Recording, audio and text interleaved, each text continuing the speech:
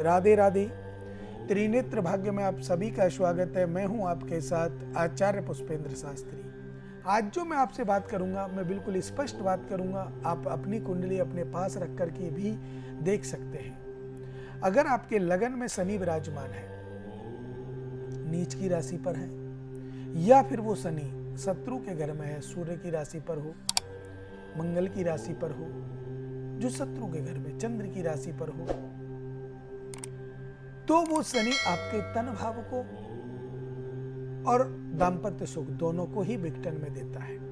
बीमारी बढ़ाएगा, शादी नहीं होने देगा, बहुत सारी समस्याएं। दूसरे नंबर पे अगर ये शनि इसी अवस्था में सप्तम भाव में बैठ जाए तो विवाह लगभग आपका 35 से 40 वर्ष की उम्र में होना संभव है। इससे पहले विवाह नहीं हो सकता इसी अवस्था में अगर बैठा है तो कारण है एक, अगर ग्रहण दोष इन घरों में लग जाए, पंचम भाव में लग जाए, सप्तम भाव में लग जाए, नवम भाव में लग जाए, ग्रहण दोष लग जाए, तो भी आपके विवाह में विलंब होता है। वैवाहिक जीवन संपन्न नहीं रहता। विवाह हो जाता है तो परेशानियां आती हैं, लड़ाई झगड़े बढ़ जाते हैं, गृह कलेश बढ़ जाता है, मन में बेचैनी रहती है, सोचते हैं क्या करें। क्योंकि देखो, जब दुख होता है, कष्ट होता है, आदमी सोचता ही है क्या करें क्या ना करें। और आपने देखा होगा, ये जो टेंशन होती है, इतनी जो परेशानी आती है, तो इसमें आदमी क्या सोचता है, आत्महत्या कर लो। कर भी लेते हैं लोग, निराश होकर के आत्महत्या कर लेते हैं। कितने लोग हैं जिन्होंने फांसी लगा करके जान दे दी, कितने लोग हैं जिन्होंने गोली खा करके जान दे दी, कितने लोग हैं जिन्होंने कुएं में कूद करके जान दे दी, कितने लोग हैं ऐसे लोग जो घर से परेशान हैं, जो दुखी हैं गृह कलेश से। तो वो क्यों गृह कलेश है? सास ससुर का हो सकता है, बहू सास का हो सकता है, पति पत्नी का हो सकता है, बच्चों के साथ हो सकता है। तो आदमी के पास इसके अलावा कोई और रास्ता है? तो आप कहेंगे नहीं, लेकिन मैं कहूंगा कि इसके अलावा एक रास्ता और है, अगर आप उसे अपना सकते हैं तो। आत्महत्या करना सबसे बड़ा पाप है। हम लोग अज्ञानतावश, नादानीवश आत्महत्या कर लेते हैं, लेकिन हम ये नहीं सोचते कि ये कहां से पैदा हुआ है, उस जड़ को ही खत्म क्यों ना किया जाए। और वो जड़ मिलेगी आपको कुंडली से। ऐसे जड़ नहीं मिलेगी कि आप सोचें कि हम ये काम करें और हमें जड़ मिल जाए, ऐसे नहीं मिलेगी। जड़ आपको मिलेगी कुंडली से, और कुंडली से जो जड़ मिलेगी, वो जड़ आपके जीवन को सफल बनाएगी। अब विवाहिक जीवन क्यों सफल नहीं होता? हमारी बात चल रही थी विवाहिक जीवन पर, कि या तो विवाह नहीं होता, और अगर विवाह हो जाता है तो वहां परेशानी आ जाती है, जीवन सफल नहीं हो पाता है। तो विवाहिक जीवन सबसे बड़ी बात है। आज हम जो बात कर रहे हैं वो विवाह विलंब क्यों होता है, वो मैंने आपको बता दी। कोई और दोष अगर आए कुंडली में तो उस वजह से भी विवाह विलंब होता है, लेकिन विवाहिक जीवन में परेशानियां क्यों आती हैं? आपका विवाह हो गया, विवाह होने के साथ साथ दोनों कुंडली आपकी मिल गई, वर और वधू। दोनों कुंडली जब आप लोगों ने मिला ली, दोनों कुंडलियों के पित्र आपस में मिल गए। जब साखोचार होता है, विवाह के मंडप में ब्राह्मण देवता साखोचार बोलते हैं, तो उस समय आपके पितरों का आह्वान किया जाता है, उनका आशीर्वाद दिलाया जाता है, आप लोगों को दोनों पक्षों को मिलाया जाता है, तो वो साखोचार होता है। उस समय से लेकर के आप दोनों की, वर और वधू की कुंडलियां मिल गई। अब आपने कुंडली मिलवाई नहीं मिलवाई, किसी ब्राह्मण के पास आप गए या नहीं गए, वो आपकी थिंकिंग है। लेकिन जिसके पास भी आप गए, अगर उन्होंने सही बताया है तो आपको कोई परेशानी नहीं होगी, और अगर उसमें थोड़ी भी चूक हो गई होगी तो गृह कलेश बढ़ेगा। कौन सी चूक? नाड़ी दोष में अगर आपने विवाह किया तो भी आपका कार्य सफल नहीं होगा। नाड़ी दोष में अगर आपने विवाह किया है तो आपका कार्य ठीक से नहीं चलेगा। भ्रकुटी दोष में अगर आपने विवाह किया है तो वो भी आपका ठीक से नहीं चलेगा। उसमें तलाक होना, नाड़ी दोष में तलाक तो होगा ही होगा, और हो सकता है भगवान ना करे एक व्यक्ति जा भी सकता है।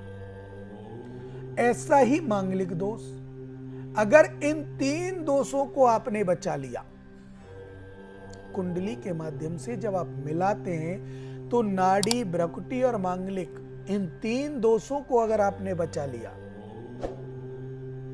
तो आपके जीवन भर की गारंटी मैं दे सकता हूं कि कोई भी परेशानी आपके जीवन में नहीं आएगी। तलाक तो होगा ही नहीं।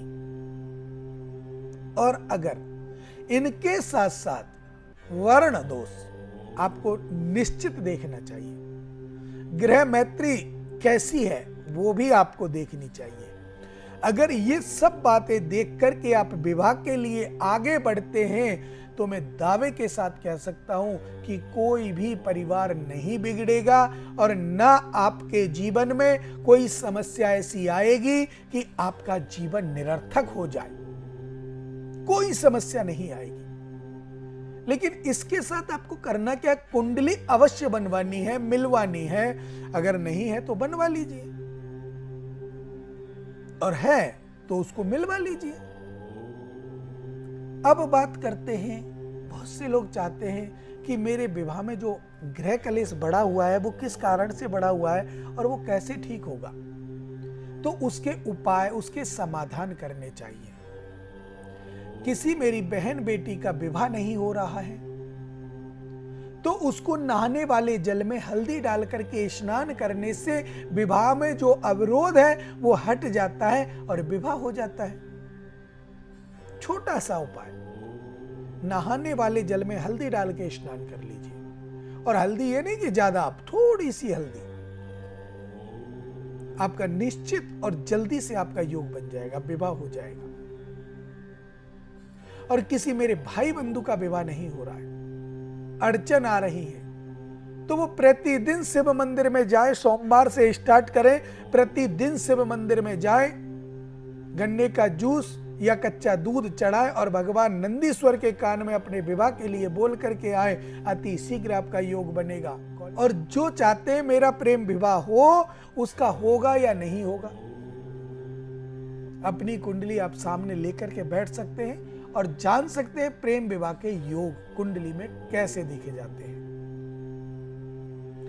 प्रेम विवाह के योग देखने के लिए सबसे पहले देखा जाता है शुक्र को।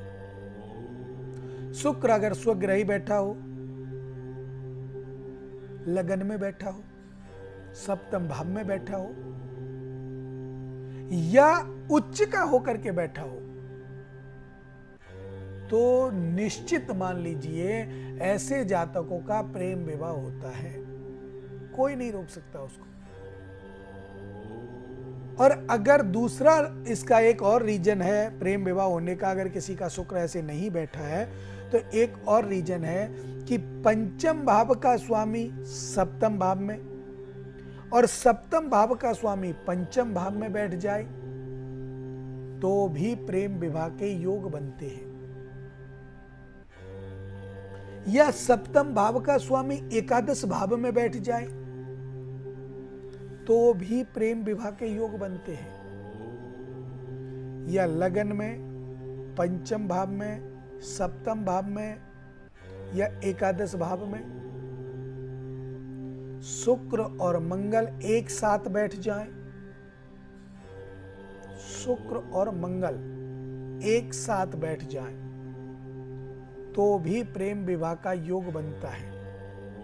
अब आप देखिए कि ये ग्रह आपकी कुंडली में हैं या नहीं हैं।